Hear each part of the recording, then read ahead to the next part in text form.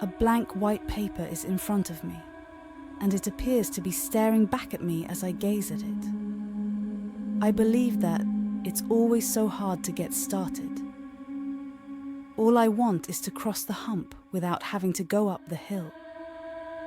Like Sisyphus, I feel like I keep rolling back down to the beginning every time I believe I've reached my top. I stop writing and put my pen down on the spotless white paper, considering, agonizing over the strategy I should use this time. Will my eagerness get the better of me? Will my interest wane? Will it be sufficient in terms of length, duration, authenticity, or intelligence? Where the tip of the pen is still pushed against the paper, black ink has started to collect. And I let it sink in, unable to think of any responses. Still, the only way to get beyond the block is to just start writing, regardless of direction. A girl is sitting in a room, and the floodgates have opened with the very first sentence. She is dressed simply in a blue floral printed dress. The space surrounding her is ordinary yet comfortable. There isn't a window or door. This female is occupying a chair, a side table, and a bed frame and mattress.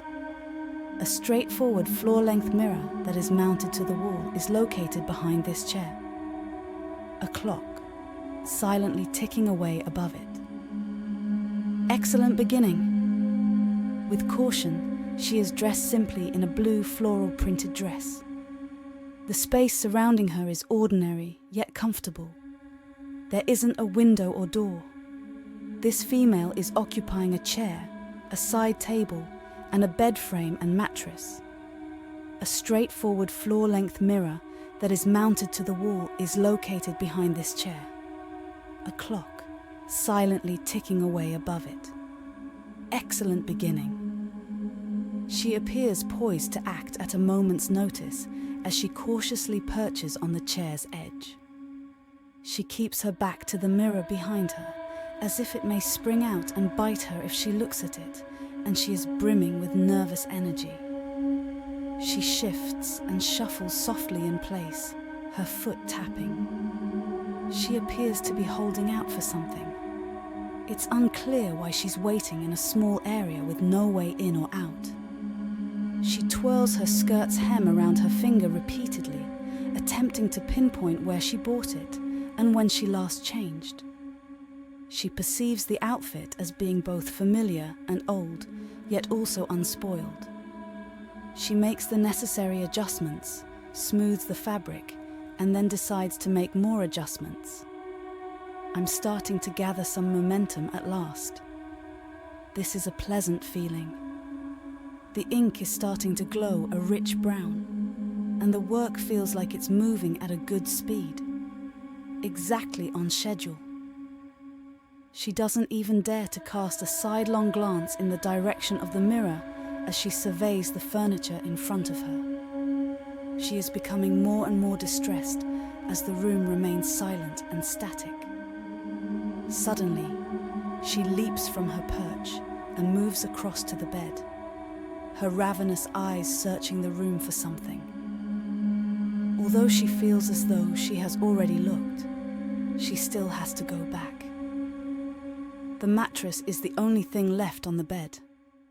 When she opens the side table's drawers, she finds nothing. She is aware that this room was probably once tastefully decorated, but it has seemingly been gradually demolished to its present empty state. Still, she sweeps the space again. The clock continues to run, and while she looks into the mirror with her back to it, the hour hand is slowly approaching 6. Nearer. Nearer. 6 o'clock is reached. I shake my head and crack my knuckles for a bit, but that's all. There is not a drop of ink left, and it is growing fresher and fresher. An aggressive, hollow tone sounds strange. Her hunt is stopped when she freezes. Her skin begins to flush, causing every hair to stand on edge. She starts breathing quickly and shallowly, and for the following hour she will feel a little dizzy. Is something taking place, some innate fight or flight response being triggered by an invisible threat? Or has she imagined danger and done this on herself? The clock is unaffected by the fear it has instilled and keeps chiming.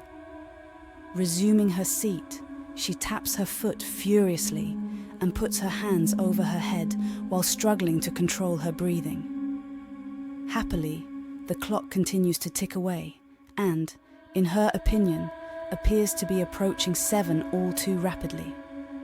She is so overcome with anxiety that she's on the verge of passing out. Once more, she gets up and moves across to the mattress, carefully perching on its edge. She ponders her dilemma, craning her torso and shifting as far away from the mirror as she can. To begin with, she was going through her memories, attempting to remember what had led her to this bizarre experience. Searching her mind for a solution, she attempted to come up with a plan to get out of both the mirror and the ticking clock. She gradually gives in to tiredness and lets herself lie down. She is able to fall asleep despite the unanswered thoughts running through her mind, since the tension has sapped her vitality. The hour is 7 o'clock. She wakes up startled, and pain and suffering take over right away. She is having trouble thinking clearly due to her poor breathing and the physical strain of this new hour. Her arms hurt, are sensitive to the touch, and hurt with every movement. Her legs have not fared better, the cool room air searing her sensitive skin. Her lower abdomen is extremely agitated when she sits upright, and she feels as though she sat on a landmine or dagger. It feels like something is attempting to break free of her innermost being, and even though the agony is low and restricted in its range, it is incomparably difficult to ignore. She screams and realizes that the devastation did not escape her throat. She understands it must be almost swelled shut, as it feels rough and constricted. She is barely able to breathe at all. Although it's unclear if she was able to take action, it's certain that she felt very significant danger. Rolling out of bed, she lands on her hands and knees on the floor. Everything aches this hour, even the hit. She eventually assumes a sitting position and turns her back on the mirror. I write with great passion, my pale hand gliding across line after line of text that is coloured copper and gleaming wet and bright against the light. When at last she turns, her reflection disappears from view as she glares at the mirror out of the corner of her eye. She moves and moans in response to her fresh injuries, and its cool sheen seems to exacerbate her suffering. Because of the toll the clock is having on her, she is experiencing mental fog. As she moves, a clear irritation starts to break through the fog. How dare the mirror give her this kind of stare? How could it face her? What kind of arrogant, controlling piece of furniture is this to put her in such danger? She rises slowly and sways a little. She is going to display this crazy stuff. She approaches the mirror and pulls her dress up over her body as the clock gets closer to 8 o'clock.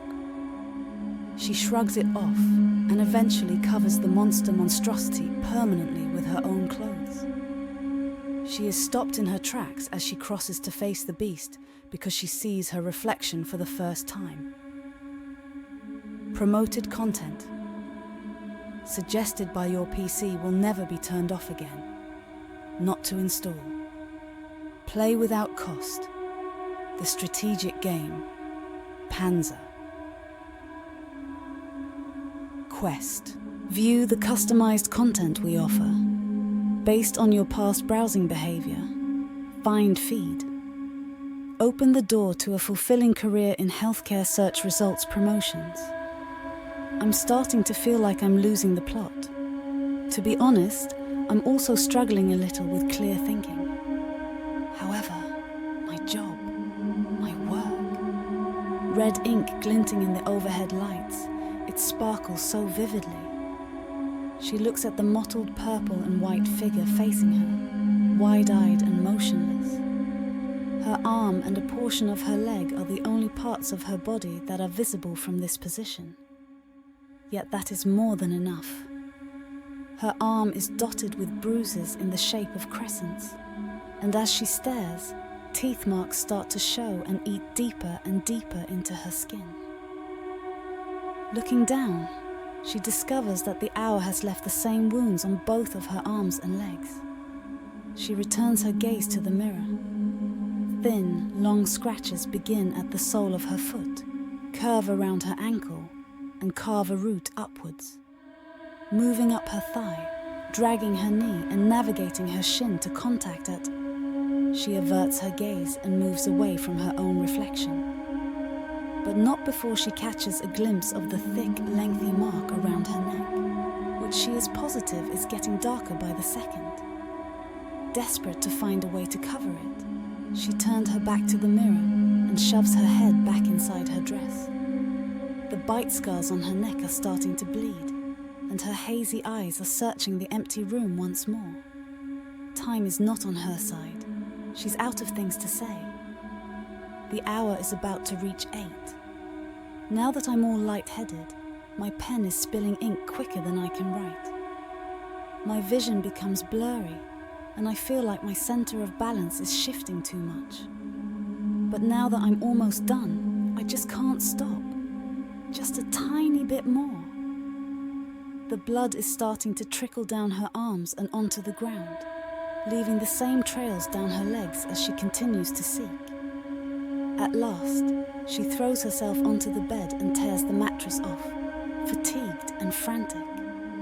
She can hardly stand herself, yet some way she hauls the cumbersome object across the room.